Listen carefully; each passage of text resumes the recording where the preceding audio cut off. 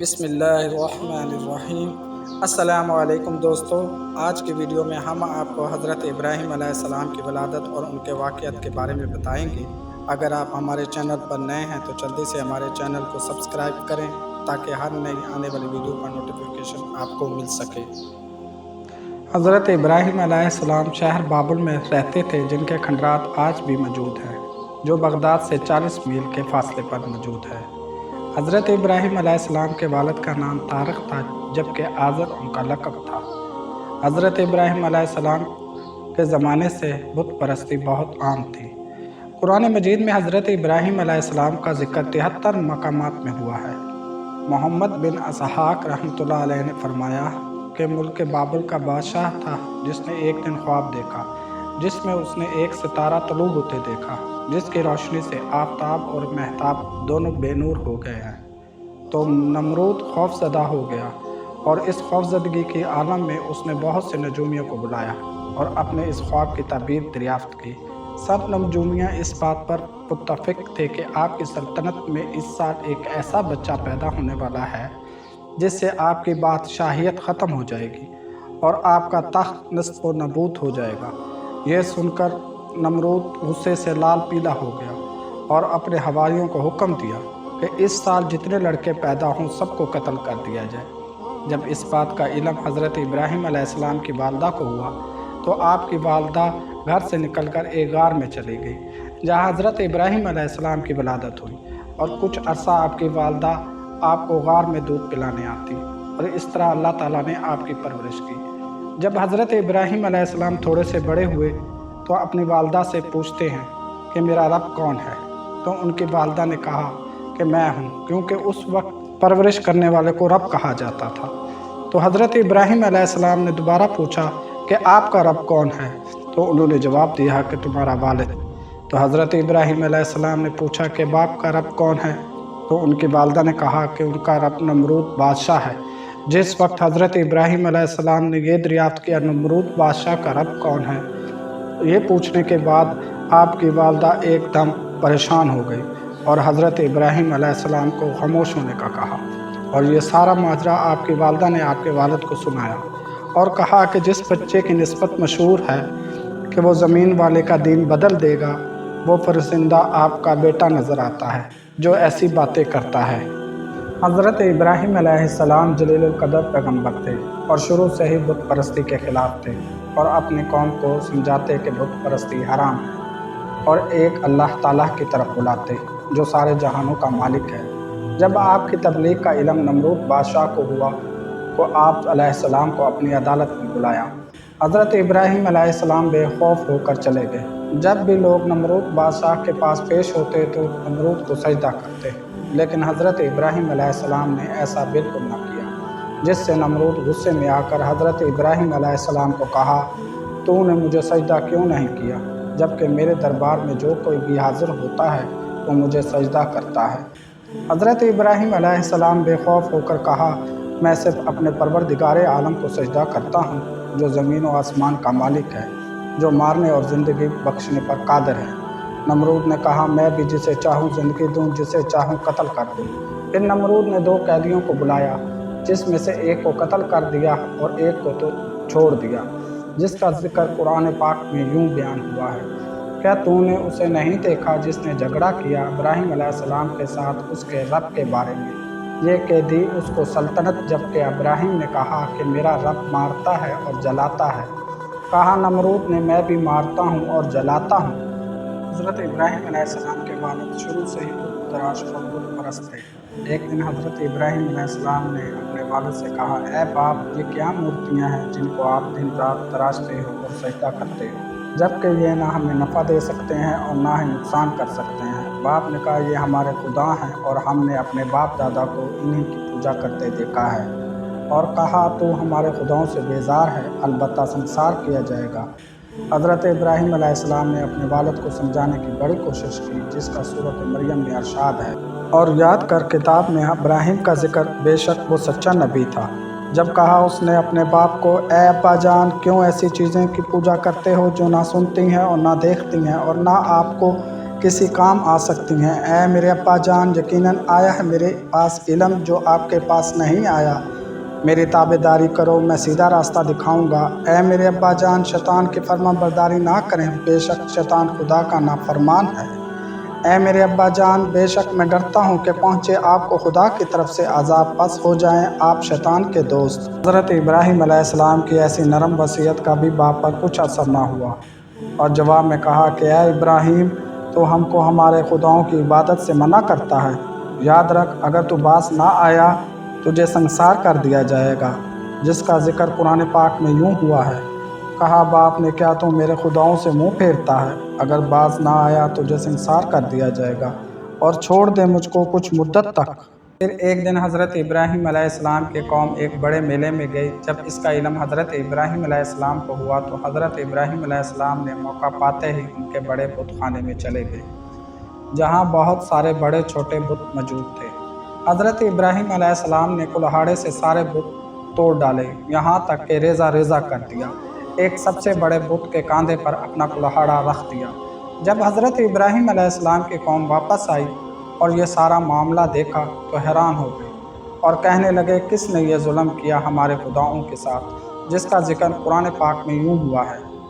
کہنے لگے، کس نے یہ کام کیا ہے ہمارے خداؤں کے ساتھ، بے شک وہ ظالموں سے ہے۔ کہا ان لوگوں نے جس کے سامنے ابراہیم نے بتوں کی مرمت کی بات کہی تھی کہ ہم نے سنا ہے کہ ایک نوجوان کو ان کا تذکرہ کرتے ہوئے جس کا نام ابراہیم ہے۔ جب حضرت ابراہیم علیہ السلام کو پکڑ کر پیش کیا گیا تو آپ سے پوچھا کہ ہمارے خداؤں کے ساتھ یہ حرکت تم نے کی ہے، جیسا کہ قرآن پاک میں ذکر ہے؟ کیا تو نے یہ حرکت ہمارے خداؤں کے ساتھ کی ہے اے ابراہیم؟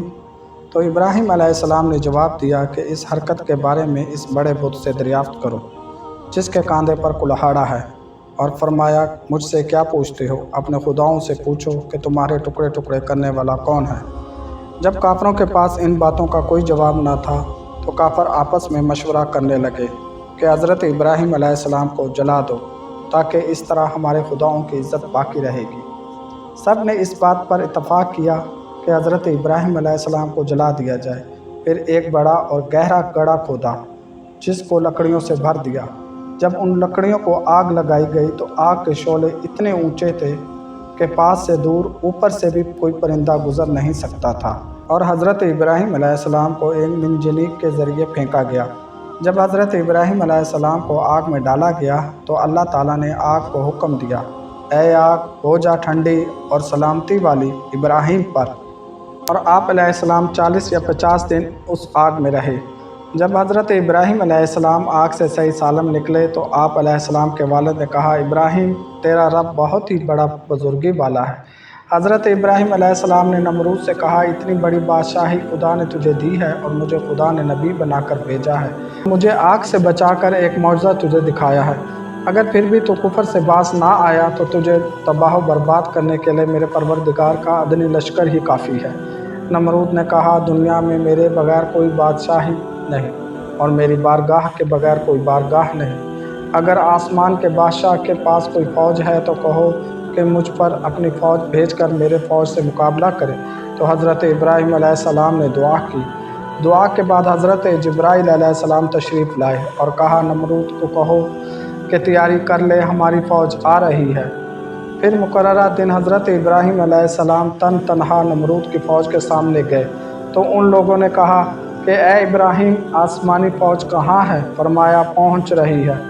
اتنے میں مچھروں کا فوج نمودار ہوا، جس نے ایک دم نمرود کی فوج پر حملہ کر دیا اور منٹوں میں ان کا یہ حال کر دیا کہ خالی ہڈیوں کے ڈھانچے کے علاوہ کچھ باقی نہ رہا۔ نمرود بھاگ کر اپنے محل میں چلا گیا، جہاں ایک لنگڑا مچھر نمرود کے ناک میں گھس گیا اور اس کے دماغ کو چاٹنا شروع کر دیا۔ کہا جاتا ہے تکلیف اتنی زیادہ تھی کہ نمرود ہتھوڑے سے اپنا سر کو مارتا اور دیواروں میں اپنے سر کو ٹکراتا۔ اسی طرح 40 دن عذاب کے بعد نمرود جہنم رسید ہوا۔ پھر ایک دن حضرت ابراہیم علیہ السلام نے اولاد کے لیے اللہ تعالیٰ سے دعا کی تو اللہ تعالیٰ نے ان کی دعا کو قبول کیا، اور حضرت ابراہیم علیہ السلام کو 86 سال کی عمر میں حضرت اسماعیل علیہ السلام عطا کیا، اور 100 سال کی عمر میں حضرت اسحاق عطا کیا۔ پھر اللہ تعالیٰ نے حکم دیا کہ بی بی ہاجرہ اور حضرت اسماعیل علیہ السلام کو مکہ مکرمہ میں لے جاؤ۔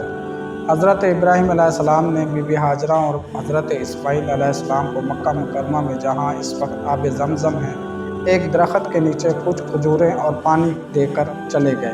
حضرت ہاجرہ علیہ السلام آسمان کی طرف دیکھ کر کہتی تھیں کہ الہی، اگر تیرے حکم سے میں اس بیابان میں ڈالی گئی ہوں تو مجھ کا ولی ہے۔ حضرت اسماعیل علیہ السلام اس وقت شیر خوار بچے تھے۔ جب پانی اور کھجوریں ختم ہوئی تو بی بی ہاجرہ پریشان ہو گئیں اور اسماعیل علیہ السلام بھی پیاس کے غلبے سے تڑپنے لگے۔ تو بی بی ہاجرہ علیہ السلام بے قرار ہو کر ادھر ادھر پانی کی تلاش میں دوڑتی رہیں اور اپنے بچے کو بھی نظر میں رکھتی۔ کبھی پہاڑی صفا پر چڑھتی تو کبھی پہاڑی مروہ کی طرف دوڑ لگاتی۔ اسی طرح 7 دفعہ چکر لگائے اور بے قراری سے دوڑتی رہیں۔ 7ویں دفعہ بی بی ہاجرہ علیہ السلام کو مروہ پہاڑی پر خدا کی قدرت سے آواز آئی کہ کچھ اندیشہ نہ کر۔ یہ آواز سن کر بچے کے پاس آئیں اور دیکھا کہ بچے کے پاس ایک چشمہ جاری ہے، زمین سے پانی خود بخود نکل رہا ہے۔ بی بی ہاجرہ بہت خوش ہوئی۔ جب حضرت اسماعیل علیہ السلام کی عمر 7 سال ہوئی تو حضرت ابراہیم علیہ السلام نے ذوالحج کی پہلی رات کو خواب دیکھا کہ کہنے والا کہتا ہے کہ اے خلیل، اپنی پیاری چیز کو ذبح کر۔ جب آپ علیہ السلام بیدار ہوئے تو کچھ بکریاں اللہ کی راہ میں ذبح کی۔ پھر دوسرے رات بھی ویسے ہی خواب دیکھا۔ پھر آپ علیہ السلام نے کچھ گائیں ذبح کی۔ پھر اگلی رات یہی خواب دیکھا تو آپ علیہ السلام نے کچھ اونٹ ذبح کیے۔ ہر رات یہی خواب دیکھتے رہے اور قربانیاں بڑھاتے گئے۔ پھر 8ویں رات کو حکم ہوا کہ اے ابراہیم علیہ السلام، اپنے بیٹے کو ذبح کر۔ پھر 9ویں رات کو بھی یہی حکم ہوا۔ پھر 10ویں رات کو بھی یہی حکم ہوا۔ تو آپ علیہ السلام حضرت اسماعیل علیہ السلام کے والدہ کے پاس گئے اور کہا کہ اسماعیل علیہ السلام کو تیار کرو، میں اسے اپنے دوست کے ہاں لے کر جاتا ہوں۔ والدہ نے حضرت اسماعیل علیہ السلام کو نہلایا، نئے کپڑے پہنائے، کنگھی کی اور خوشبو لگا کر حضرت ابراہیم علیہ السلام کے سپرد کر دیا۔ حضرت ابراہیم علیہ السلام منی کی طرف روانہ ہوئے تو ان کے جانے کے بعد شیطان بی بی ہاجرہ علیہ السلام کے پاس آیا اور کہا، تو جانتی ہے کہ ابراہیم تیرے بیٹے کو کہاں لے کر گیا ہے؟ بی بی ہاجرہ علیہ السلام نے فرمایا، اپنے دوست کے ہاں۔ شیطان نے جواب دیا کہ نہیں، وہ تیرے بیٹے کو ذبح کرنے کے لیے لے گیا ہے۔ بی بی ہاجرہ علیہ السلام نے جواب دیا کہ ایسا کون باپ ہوتا ہے جو بیٹے کو ذبح کرے، اور پھر خلیل اللہ ایسا کام کب کر سکتا ہے؟ شیطان نے جواب دیا، تیری بات تو ٹھیک ہے، لیکن ان کو خدا کا حکم ہوا ہے۔ بی بی ہاجرہ علیہ السلام نے جواب دیا کہ اگر حکم الہی ہے تو میں دل و جان سے راضی ہوں۔ یہ ایک بیٹا ہے، اگر اس جیسے 1000 بیٹے ہوں تو پھر بھی خدا کے راستے میں دینے کو تیار ہوں۔ شیطان وہاں سے مایوس ہو کر گیا۔ پھر موقع پا کر اسماعیل علیہ السلام کے پاس پہنچ گیا اور ان کو بھی اسی طرح وسوسے دیے۔ اسماعیل علیہ السلام نے بھی یہی جواب دیا کہ یہ تو میری ایک جان ہے، اگر 1000 جانیں بھی ہوں تو خدا کی راہ میں قربان ہونے کے لیے تیار ہوں۔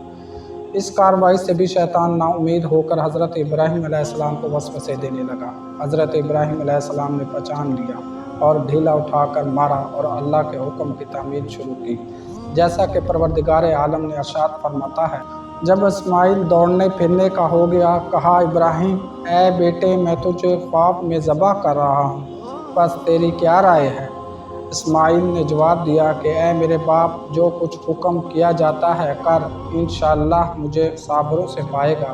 جب دونوں خدا کے حکم کو تسلیم کر چکے، پھر ڈالا زمین پر اسماعیل کو ماتھے کے بل اور پکارا ہم نے کہ اے ابراہیم، تو نے اپنا خواب سچا کر دکھایا، اسی طرح ہم بدلہ دیتے ہیں نیکی کرنے والوں کو، بے شک یہ بڑی آزمائش تھی، اور چھڑا لیا ہم نے اسماعیل کو بدلے بڑی قربانی کے۔ یہ ایک دمبا تھا جسے حضرت جبرائیل علیہ السلام پہاڑی سے لے کر اتر آئے اور کہا، بیٹے کے بدلے اس کو ذبح کر دے، چنانچہ ایسا ہی کیا گیا۔